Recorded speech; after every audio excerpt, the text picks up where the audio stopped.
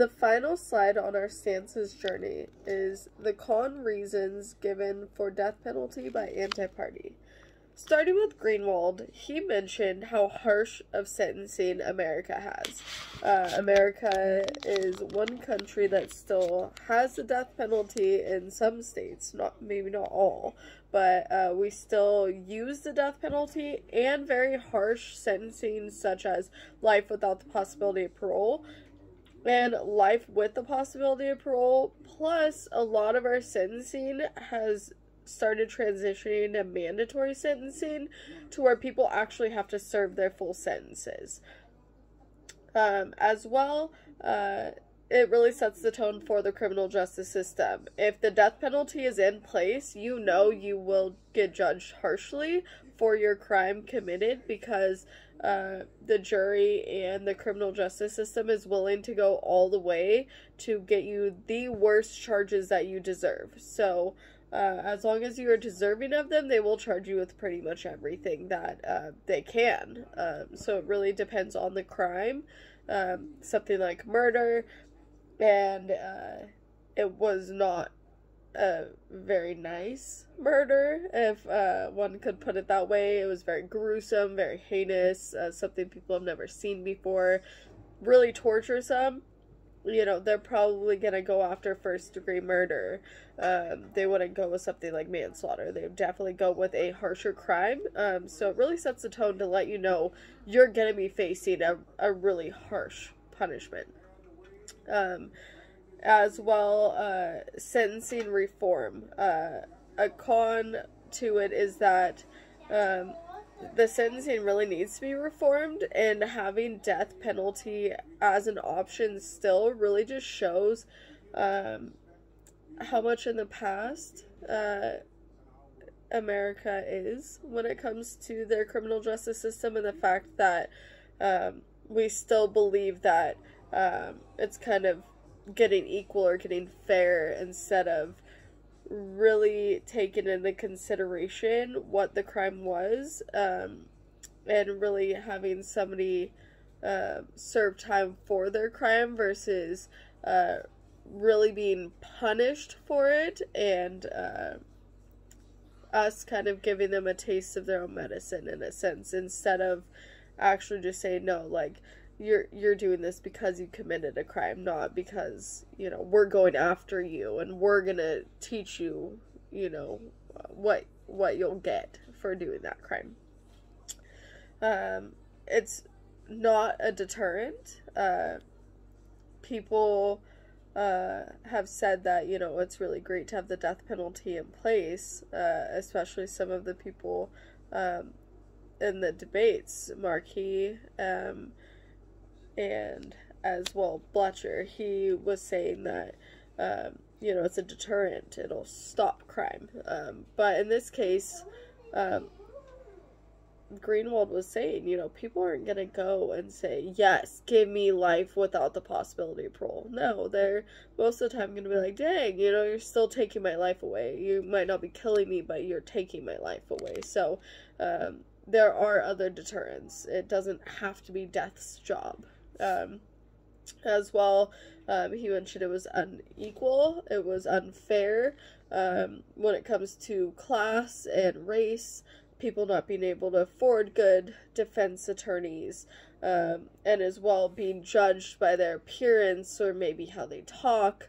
It's just not a fair process, even though, you know, the criminal justice system does a good job, depending on where they're tried even, or the history of some of the jurors, it just might not be fair, and really not giving them that fair trial they deserve. As well, there's plenty of room for errors still. Errors could happen all the time. Human errors, errors with evidence, people just so hot to get the criminal that they kind of start making the case fit the criminal rather than the criminal fit the case. They're just really sitting there going for it, and that has to be the person because they already found that person. And then as well, the fact that people have been exonerated from death row, so it's obviously there's some room for error, and that comes to somebody sitting on death row that did not deserve to be there, or as well deserved a lesser sentence because there was other things that were not brought into the trial.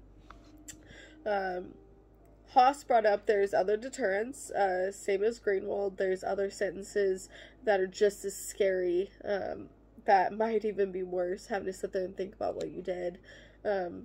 Humans make errors, so sometimes there's evidence errors, sometimes all the science is there, but somebody did one step wrong and, ruined the evidence, or, how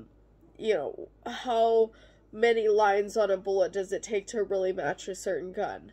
The cost is very high to support the death penalty and to keep it in place, as well wasting money. Some states get the death penalty approved and then they don't execute anybody, but they're still fighting for that death penalty to be there, mostly as a deterrent. There's difficult appeals. The process is very difficult, and that brings us to our next one, which is violation of the due process. Part of the due process is the right to an appeal, and it becomes such a difficult process that a lot of times people won't get their right to a fair appeal, and so that really comes into play with, violating human rights. As well, errors when it comes to just human choice, so taking evidence out of the play. What if they missed a witness, or what if they wrote something down wrong, or what if the timeline got skewed? There's so many different things that even a human's thought process could get wrong outside of evidence. There's just so many places where an error could be made. Also, opinion is a big one. There's just so much bias, and that can really cause for human error as well. People have an issue with the fact that elections can be tied to the death penalty, and death penalty cases will get processed, and people will get charged with death close to elections, so they don't like that it could have ulterior motive as well. Judges can decide that they're going to weigh with a heavier side of the jury. So say it is, jury could not decide, it was, say, a 7-5 vote that the death penalty should be taken into consideration. It wasn't an even decision, and so the judge says, you know what, I'm going to rule in the favor of the majority of the jury and go with the death penalty. It gives killers what they want, so it gives killers a chance to be famous, to be on the news, to say, yeah, I'm getting killed, yeah, get to rub it in the victims' faces, their families, and say, ha ha ha, I did this, and now I don't even have to think about it, I'm gonna die, and I don't have to sit there in my cell and think about it, I don't have to sit there and rot in a cell like people will say. I get to live in my glory, and I get to go out, being famous.